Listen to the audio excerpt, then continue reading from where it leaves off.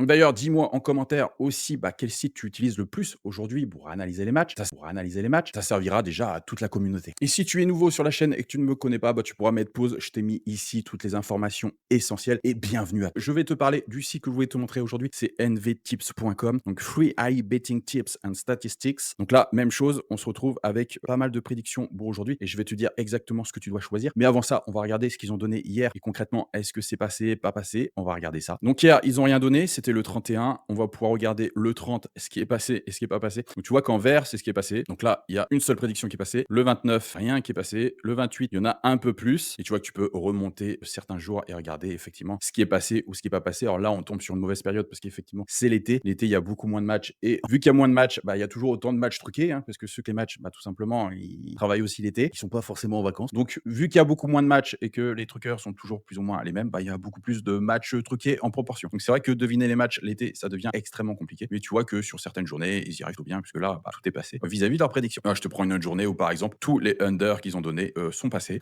La même chose, tu vois, les over et les both team to score sont quasiment tous passés sur la journée. Donc, ne te fie pas qu'à une seule journée. Effectivement, il faut prendre plus de statistiques en compte. Là, tu vois, je vais prendre la journée du 24 sur les deux équipes qui marquent. Donc, oui, non, ils ont qu'une seule erreur. Et sur les over-under, ils ont qu'une seule erreur aussi. Là, pareil, sur la journée du 23, ils ont qu'une seule erreur sur 4 matchs donnés. Donc, 4 matchs donnés. Donc, je vais retourner sur la journée du premier.